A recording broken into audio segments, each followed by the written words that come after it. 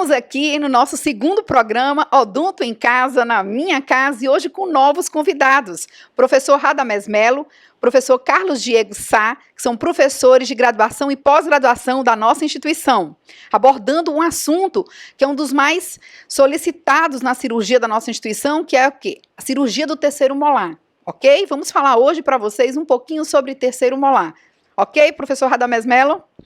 Ok, doutora Gracemi, eu estou aqui com um grande prazer estar aqui podendo conversar com a senhora sobre um tema que é muito relevante dentro da nossa prática cirúrgica, dentro da faculdade e fora da faculdade, ladeado de um grande amigo, companheiro de trabalho, pessoa que eu tenho muita estima e admiração, o professor Carlos Diego Lopes Sá. Obrigado, doutora Gracemi, pelo convite de participar desse segundo episódio do Odonto em Casa.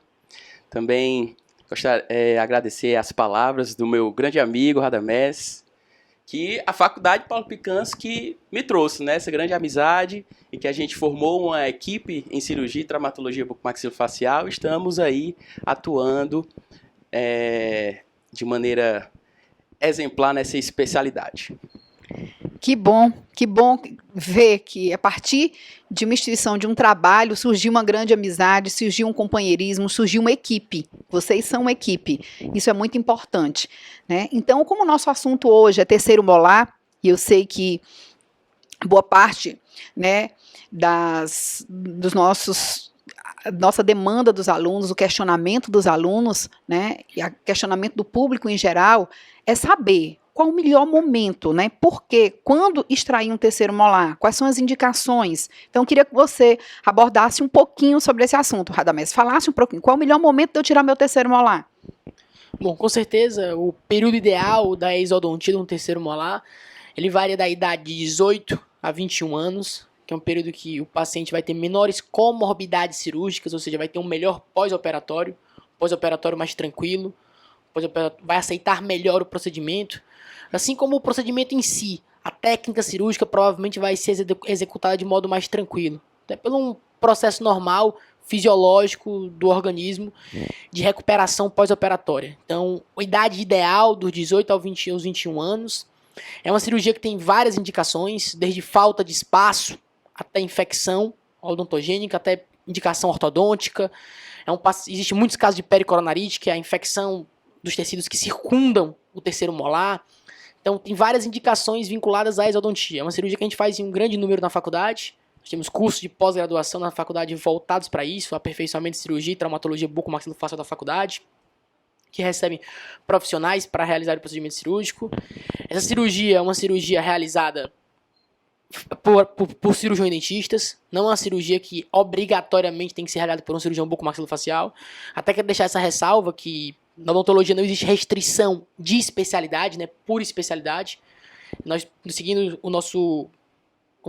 as cartilhas do CFO, qualquer procedimento cirúrgico pode ser realizado por um cirurgião habilitado. Então você precisa ser realmente graduado em odontologia para realizar um procedimento de cirurgia bucomaxilofacial como uma cirurgia de terceiro molar. Claro, existem limitações do profissional, limitações de técnicas, cirurgias mais difíceis, cirurgias mais fáceis, mas de modo geral é um procedimento cirúrgico que pode ser realizado por um profissional que se sinta capaz, geralmente um profissional que fez algum curso de aperfeiçoamento, ou é um cirurgião bucomaxilofacial, que é um especialista na especialidade, nessa especialidade específica, e é um profissional que tem que estar apto com a situação de conseguir controlar os eventuais procedimentos que possam acontecer e nortear uma boa conduta cirúrgica.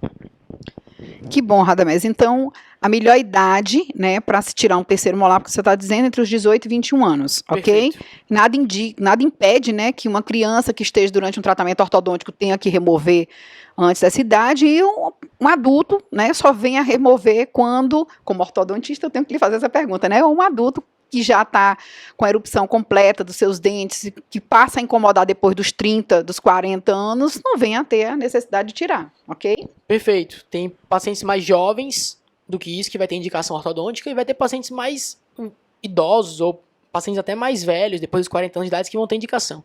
Depois dos 40 anos de idade, as indicações para a remoção do terceiro molar caem muito, porque o fator profilático da remoção passa a ser algo que tem que ser ponderado.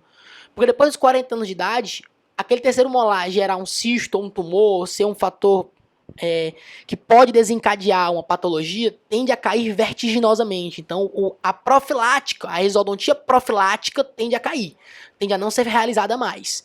Embora se vá fazer cirurgias em pacientes depois de 40 anos ou antes dos 18 anos, quando se tem uma indicação voltada para uma infecção, uma pericoronarite ou uma indicação ortodôntica, como a senhora mesmo falou, tendo em vista que a senhora é uma ortodontista, doutora em ortodontia, diga-se de passagem. E agora eu vou fazer uma pergunta para o professor Carlos Diego, né? Que quais são os exames, né? Porque geralmente o cliente, quando chega no nosso consultório, que tem um terceiro molar incomodando, que está nessa faixa etária, ele só vai tirar o terceiro molar quando está incomodando, né? Ele lembra que tem o dentista e que, eu preciso arrancar esse dente, esse siso, esse queiro, né? Como eles chamam. E aí eu te pergunto, quais são os exames pré-operatórios indicados para fazer esse tipo de cirurgia? Ou chega lá e arranca? Como é que a gente vai... O que é que a gente pode passar de conhecimento para os nossos estudantes, para os profissionais que estão nos escutando agora, nos vendo aqui? Ok, Carlos? Bem, doutora Gracêmia, em relação aos exames pré-operatórios, nós temos um que é obrigatório, que é o exame de imagem. Os exames de imagem, eles permitem que a gente planeje melhor a nossa cirurgia, para a gente visualizar como é que está o formato da raiz do dente, para ver a relação do dente do terceiro molar com o canal mandibular e também para ver a quantidade de osso que tem em volta daquele dente, para que a gente possa planejar o procedimento da melhor forma possível e você realizar esse tratamento com maior segurança. Dentre os exames de imagem que a gente solicita para a cirurgia do terceiro molar, nós temos a panorâmica. A radiografia panorâmica, ela nos dá a possibilidade de fazer todo esse planejamento para a realização da cirurgia do terceiro molar. Existe uma grande discussão em relação a exames como a tomografia para a cirurgia dos terceiros molares. A tomografia computadorizada, alguns profissionais, quando veem na panorâmica uma relação de intimidade da raiz do terceiro molar com o canal mandibular, a grande maioria desses colegas acabam solicitando as tomografias computadorizadas para realizar um melhor planejamento daquele procedimento.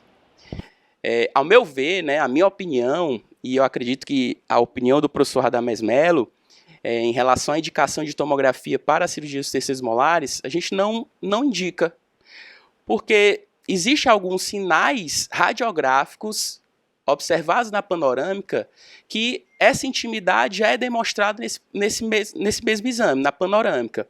Então, nós não vemos a real necessidade de onerar esse procedimento para os nossos pacientes e o resultado do procedimento cirúrgico vai ser o mesmo. A técnica cirúrgica aplicada, se eu tiver uma panorâmica ou uma tomografia, vai ser a mesma. Então, os riscos vai depender da anatomia local. Então, a gente solicita geralmente a panorâmica como exame de imagem complementar. Em relação a outros exames pré-operatórios, né, como os exames laboratoriais, os exames hematológicos, nós temos que solicitar com critério. Tá? Os exames hematológicos pré-operatórios geralmente onera muito os sistemas de saúde. Então a gente tem que ter alguns critérios, esses critérios eles são baseados na anamnese e no exame físico realizado com o nosso paciente na primeira consulta. Tá? Então, um dos critérios é se o paciente já tem algum problema sistêmico diagnosticado. É um paciente diabético, é um paciente hipertenso, tem algum distúrbio renal, distúrbio hepático. Esse paciente é eleito em 100% das situações para fazer esse tipo de cirurgia em se solicitar exames hematológicos pré-operatórios para você ver a situação da patologia de base dele naquele momento. Exames como hemograma, glicemia em jejum, hemoglobina glicada, o coagulograma, se o paciente tiver algum distúrbio hepático, TGO, TGP, e no caso dos distúrbios renais, nós solicitamos ureia e creatinina. Então a gente tem que solicitar esses exames com bastante critério para a gente realizar essas indicações de maneira desnecessária. Muito bem, Carlos Diego. A questão da panorâmica como exame complementar diagnóstico, a gente entendeu que ela é de suma importância, é impossível tirar, né, o terceiro molar por conta da proximidade por conta da condição anatômica, é a segurança que o profissional tem e o paciente também, né? Vocês esclareceram muito bem a questão da necessidade dos exames complementares laboratoriais, eu acho que isso também ficou claro, né? Tiraram a dúvida daquele questionamento que para tirar terceiro molar precisa ou não precisa da tomografia. Vocês estão dando a possibilidade da tomografia, ele é um exame, mas eu acho que vocês estão colocando ele como um critério ainda mais acirrado, é como a gente diz, quando senta um paciente na nossa cadeira, a gente tem que tomar todas as precauções, né, de biossegurança, como se ele fosse um paciente portador de uma doença infectocontagiosa. E assim vocês estão dizendo, quando a gente for fazer uma extração de terceiro molar, todos os cuidados vão ter que ser tomados independente, né, sem negligenciar nenhum tipo de condição anatômica da tomada radiográfica. Então, isso ficou muito claro, mas a gente tem dúvidas, principalmente falando de cirurgia, falando de exame, né, dos cuidados. Nós estamos falando agora dos procedimentos. Quais são, em relação à maior pergunta, né, que os nossos clientes têm, como é que acontece o transoperatório? Como é que a gente leva um paciente desse que vai nos... Explica um pouquinho para o paciente como é que acontece essa cirurgia. Por que cirurgia de terceiro molar? Ela tem alguma diferença das demais cirurgias? Quais são os cuidados maiores que a gente tem que ter no transoperatório dela? Bom, é uma cirurgia que dura em torno de 40 minutos a 1 hora, quando você opta por fazer os 4 dentes cisos, geralmente os pacientes têm 4 cisos. Eu e o professor Carlos Diego temos... Contigo, né, Radamés? 40 minutos a 1 hora? Não, até os nossos próprios alunos da pós-graduação tendem a fazer tempos parecidos com esse. Talvez um pouco mais, 1 hora e meia, mas tendem a fazer tempos parecidos.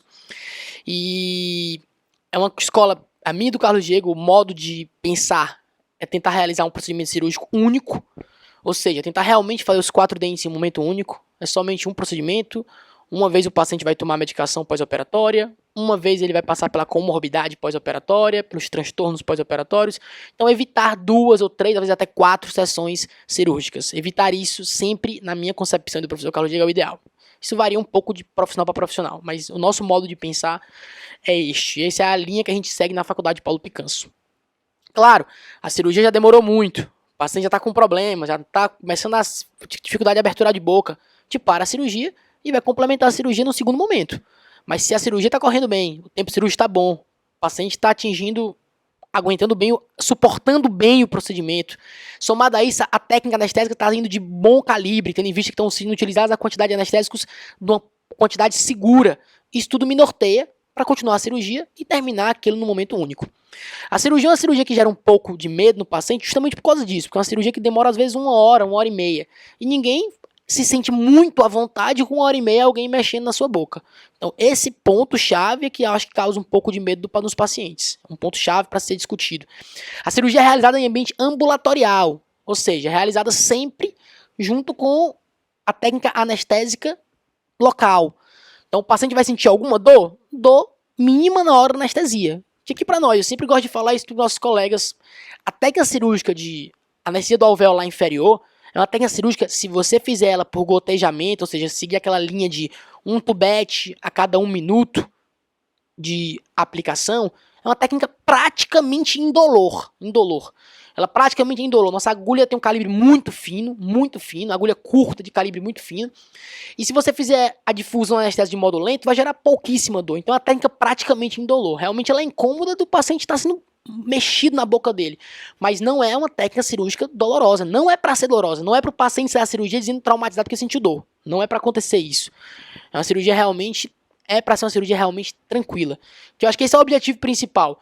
É uma coisa que eu acho que o Carlos Diego a gente passa muito nos cursos para os alunos. É para ser mostrado que a nossa técnica cirúrgica é uma técnica tranquila e não é para ser um procedimento estressante nem para o paciente, nem para o aluno que está fazendo.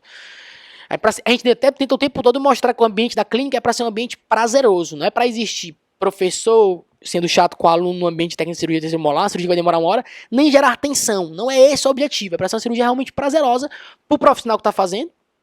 E o paciente sair de lá sabendo que foi feito um transoperatório com segurança, tanto baseado nos princípios de biossegurança, princípios de não ter dor transcirúrgica, e isso vai nortear para quê? Para um pós-operatório sadio. O pós-operatório sadio é intimamente ligado com o pré-operatório bem feito, que o professor Carlos Diego falou, e com o transoperatório. A gente nunca pode esquecer isso. Cirurgia são 3 fases. Você tem que seguir bem o pré-operatório, o transoperatório correr bem. Tem que fazer um transoperatório bem feito, pro pós-operatório ser bom. Se você não faz uma das 3 fases bem feita, vai descarrilhar esse trem do trilho e você vai ter problemas. E aí, Carlos G, eu queria que tu me esclarecesse um pouquinho, né, em cima do que o professor Radamés acabou de falar, as complicações. E quando complica, né, o maior medo, né, do estudante, do profissional é complicou, porque acontece, terceiro molar, e tem que usar aquela broca. Né? E nas complicações, como é que a gente procede? Quais são as complicações mais comuns de acontecerem durante um ato de isodontia de um terceiro molar? Você pode me esclarecer isso? Bem, doutora Gracêmia, as complicações relacionadas às cirurgias dos terceiros molares, elas estão diretamente atreladas ao planejamento que você fez no pré-operatório.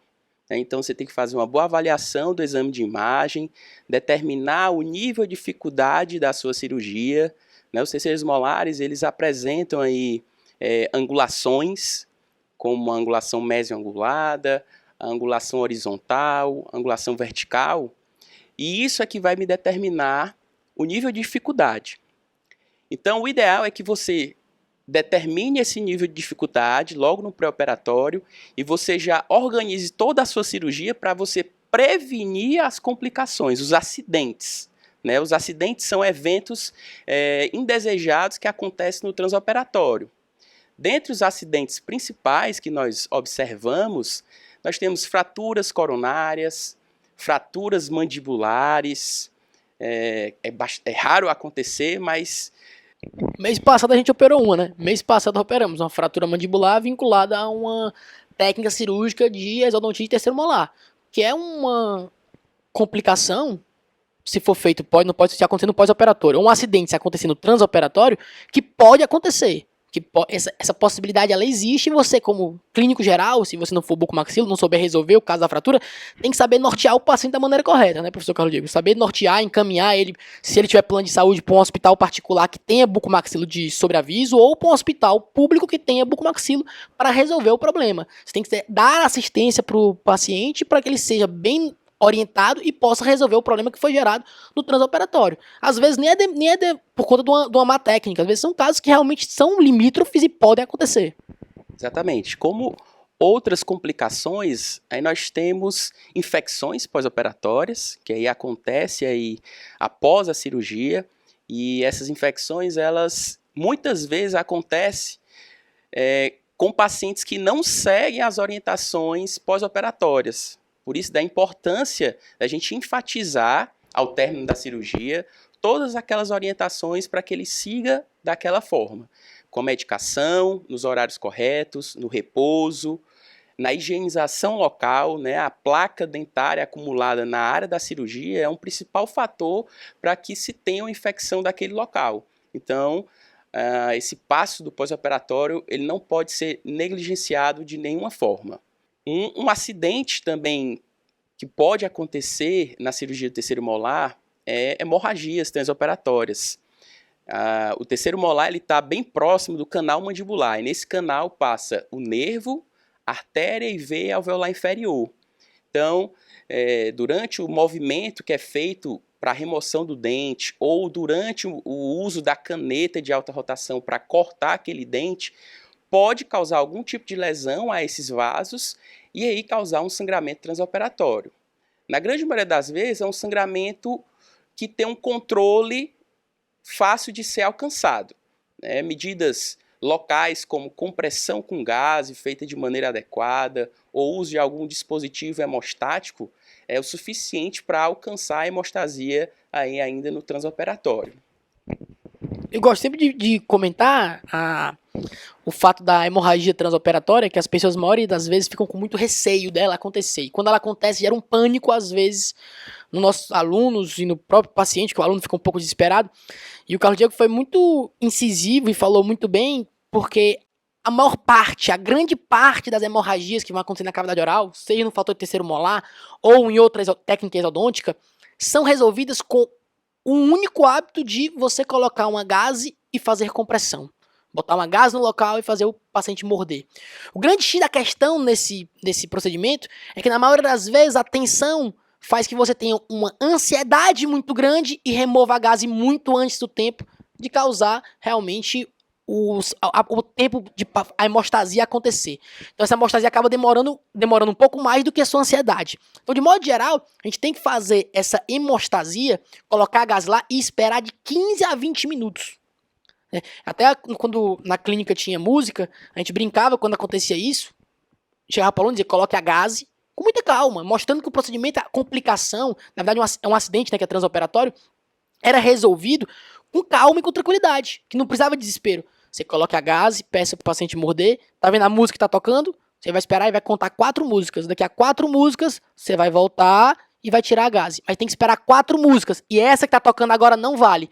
Que é para dar realmente próximo dos 20 minutos. E dava, a gente ia ver outros box, e era enquanto dava os próximos 20 minutos e tirava a gase. E isso resolve o quê? 95% dos casos, beira 100% dos casos, são resolvidos com essa simples técnica de fazer um tamponamento com a gase. Então eu entendi que o segredo, né, durante as complicações, para sanar as complicações transoperatórias, é ligar o som, tá? Foi isso que eu entendi agora, esperar a música terminar. 4 músicas. Entendi perfeitamente, viu, professor Radamés? O segredo de quase tudo de procedimento cirúrgico Calma. é você ter um bom planejamento associado a ter calma durante o que acontece na hora da cirurgia. Se você está bem preparado, teve um bom planejamento, o que for acontecer lá de complicação, você vai ter 2 momentos que você vai pensar nesse momento. Você vai pensar que você fez tudo o que poderia porque fez o planejamento, isso vai dar calma, e você vai saber que você sabe como conduzir aquilo que aconteceu. Se você souber como conduzir e souber fazer um bom planejamento, a chance da sua cirurgia sair bem, mesmo tendo dificuldades, é muito alta. Então, eu sempre aconselho meus alunos a isso. Planejamento não é aquele planejamento de passar 2 horas olhando para radiografia, não. Planejamento, às vezes, você faz em 5 minutos, em 1 minuto. Você faz o planejamento, depende da sua expertise. Mas você precisa planejar, imaginar o que vai acontecer. Imaginou o que vai acontecer, você vai para o procedimento. E você tem que estar preparado, depois daquela imaginação, do que pode dar errado. E o que pode dar errado, você também já tem imaginado o caminho de dar certo. E isso vai fazer você assumir as melhores condutas com calma. Por isso que, às vezes, eu e o professor Carlos Diego, muitas vezes, demonstramos muita calma no procedimento cirúrgico. E eu acho que esse é o ponto-chave. O professor não mostrar que existe algum motivo ali que vai deixar ele aperreado. E não deixa. Por quê? Porque a gente está preparado no momento para realizar o procedimento cirúrgico. A gente imaginou como ele iria se desenrolar. A gente planejou o que poderia dar errado. Muitas vezes ele mesmo chega para mim e diz, lembra daquela cirurgia ali? Talvez aquela coroa ali já vai para o espaço já. Já vai ter que mandar os meninos colocarem a broca. E rapidamente acontece o que ele acabou de me falar. Por quê? Porque ele olhou para a radiografia, ele imaginou e ele planejou. E ele já sabia qual era a próxima dica, a próxima informação que ele dá para o aluno. Então, porque ele planejou rapidamente as possibilidades de acidentes que iriam acontecer. Nesse caso, uma fratura coronária. Como tudo na vida, né? Planejamento, tranquilidade, solução. Então, vamos agora falar um pouquinho, né? Que eu queria que você concluísse aí o assunto, né? Os cuidados. O professor Carlos Diego falou dos cuidados pós-operatórios, e eu queria que você esclarecesse os cuidados pós-operatórios e me esclarecesse as dúvidas medicamentosas, né? Quando usar, quando não usar o antibiótico, ou eu uso antibiótico, ou uso anti-inflamatório, né? Na remoção do meu terceiro molar. Então, eu queria que você abordasse esse assunto para a gente fechar aqui. Se eu resolvi o melhor momento de tirar o meu terceiro molar, se eu aprendi quais são as indicações, o trans, e agora eu queria que você falasse um pouquinho do pós, né, para a gente poder finalizar aqui com chave de ouro. Doutor, o pós-operatório na cirurgia do terceiro molar, ele é intimamente ligado com a sua anamnese, ou seja, você fez uma anamnese bem feita e você conduziu bem o procedimento cirúrgico. Se você fez um pré-operatório bem feito, ou seja, um paciente normosistêmico que não precisou de exames, é um paciente que tem algum problema, um paciente que apresenta diabetes, e eu vou precisar agora fazer cobertura antibiótica dele, isso vai ser intimamente ligado com um bom pós-operatório. Eu saber quem é o meu paciente, então preciso fazer uma boa anamnese. E outro, ele é muito ligado ao transoperatório. Transoperatório com uma boa biossegurança, transoperatório com uma boa técnica, um transoperatório com a técnica correta, isso vai fazer o meu pós-operatório ser um pós-operatório confortável. Eu sempre gosto de bater muito na tecla com os alunos de que você ganha o paciente no pós-operatório. Sua anamnese pode ter sido linda, sua cirurgia foi linda para você. Se no pós-operatório seu paciente sentiu dor, você perdeu o paciente. Ele não vai ser um paciente que vai voltar no seu consultório, vai te indicar para um colega, para um familiar. Ele não pode ter dor no pós-operatório. Então eu acho que o dentista, o cirurgião dentista, que é apto a fazer cirurgias ou que trabalha com cirurgias, ele tem que ter muita noção de dor pós-operatória. Controlar bem a complicação chamada dor pós-operatória. Que realmente é muito ruim você sentir dor. Então eu tenho que ter uma boa noção medicamentosa, avaliar caso a caso, cirurgias mais longas me indicam antibioterapia, cirurgias com osteotomia me indicam antibioterapia, cirurgias com grande descolamento de retalho me indicam antibioterapia. Por quê? Porque grande descolamento de retalho vai fazer eu desgrudar o periósteo, desnudo, osso desnudo, aquela camada superficial óssea, tende a necrosar. É uma camada muito sutil que necrosa? É, mas essa camada superficial de necrose é suficiente para ter uma boa chance de gerar uma infecção, que, como o Carlos Diego falou, é das maiores complicações pós-operatórias que você pode ter. É a mais comum, né? É a complicação mais comum que nós temos.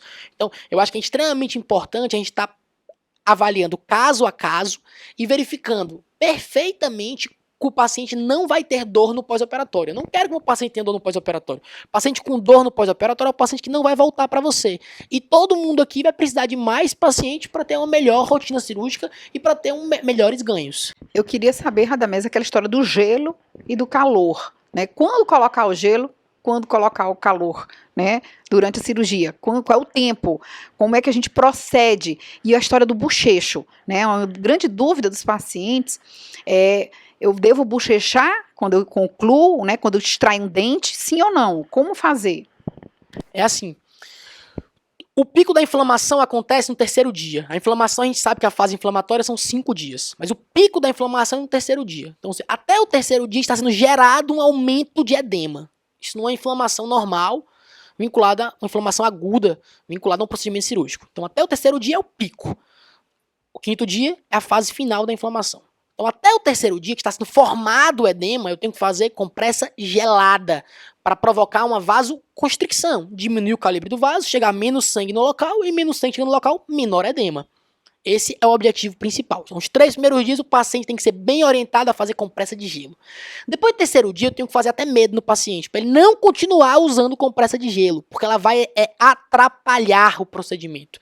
Ela não vai ajudar a melhoria do caso, melhorar o edema, ela vai atrapalhar, porque a vasoconstricção vai continuar sendo feita e agora o organismo vai estar trabalhando para diminuir a inflamação, para tirar aquele edema da região, para ser removido o edema da região. Então o que eu tenho que fazer? Compressa quente para provocar vasodilatação, ou seja, a partir do 4º dia, para que eu possa agora remover o edema. Então, depois do 4º dia, eu oriento o meu paciente a fazer o quê? Vasodilatação através de compressas quentes. Ele vai fazer compressa quente por quantos dias? Por quantos dias ele achar interessante. Se ele achar interessante 10 dias, 15 dias, enquanto o edema ali estiver presente. Geralmente se orienta a fazer por mais 4 ou 5 dias. Mais do que isso vai ser desnecessário, porque realmente o controle do edema, se você tiver controlado bem medicamentosamente com uma boa técnica cirúrgica, mais que 3, 4 dias depois de compressa quente não vai ser mais útil, porque realmente já vai ser tirado o paciente do foco de edema. O edema dele já vai ter ido embora. Ele não vai ter mais o trismo, que é gerado pela inflamação dos músculos mastigatórios, que vai dar uma limitação de abertura de boca, ele não vai ter mais, e isso já não vai precisar mais fazer a compressa quente. E o bochecho? Hein, Carlos Diego? Como é que eu faço? Eu faço o bochecho? No meu pós-operatório? Bem, doutora Gracêmia, em relação ao bochecho, no pós-operatório imediato, ou seja, até as primeiras 48 horas, o bochecho é contraindicado. Tá? O ideal é que o paciente faça escovação normalmente, né, passando lá a escova na área da ferida cirúrgica, removendo ali o máximo de placa acumulada, e o bochecho a gente reserva para depois do terceiro dia pós-operatório. Por quê? Nessas primeiras 48 horas, existe ali um evento de hemostasia do alvéolo cirúrgico. Ou seja, para que o sangue pare de sair do local operado. Então é formado um coágulo. Se eu fizer um bochecho de maneira precoce, vai ser removido esse coágulo e o evento do sangramento vai iniciar. Muitas situações, muitos eventos hemorrágicos pós-operatórios são exatamente causados pelo bochecho, principalmente aquele bochecho vigoroso no pós-operatório. Então, o ideal é que o bochecho, principalmente com o uso da clorexidina, seja indicado a partir do terceiro dia pós-operatório. E ainda tem uma observação. No início dessa terapia, né, do bochecho, ainda tem que ser feito de maneira pouco vigorosa, não é aquele bochecho com muita força, não. Então é só você mexer ali levemente aquela solução antisséptica e depois nem fazer força no ato de cuspir. Muito obrigado, Radamés, muito obrigado, Carlos Diego. Foi um prazer passar um pouquinho desse tempinho aqui com vocês, falando um pouquinho de cirurgia.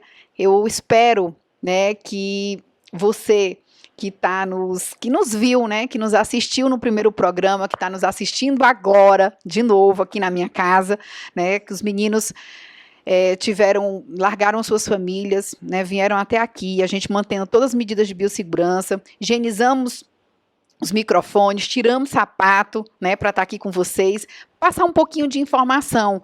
Nós estamos no Odonto em Casa, né?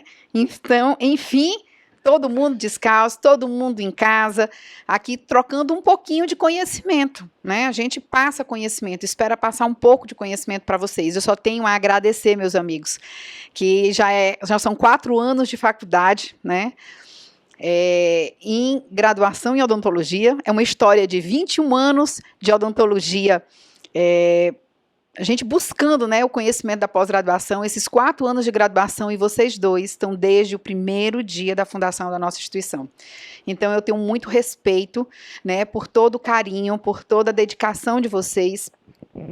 Agora, na graduação, na pós-graduação, os dois, né, não mediram esforços, e eu não esqueço isso, quando eu precisei, né, que a gente precisou formar o nosso grupo do mestrado, os dois foram o primeiro que agilizaram tudo para poder defender suas teses, para se tornarem doutores e fazer parte desse sonho que a gente conquistou no ano passado. Então, eu só tenho realmente a agradecer a vocês por terem largado, né, as suas casas, terem vindo aqui e ter passado esse tempinho aqui, passando esse conhecimento para os nossos estudantes, né, para os nossos profissionais. Muito obrigado, né, e vamos fazer o nosso cumprimento padrão. Ok, gente, nós estamos no Odonto em Casa, ok? Um abraço, até a próxima sexta.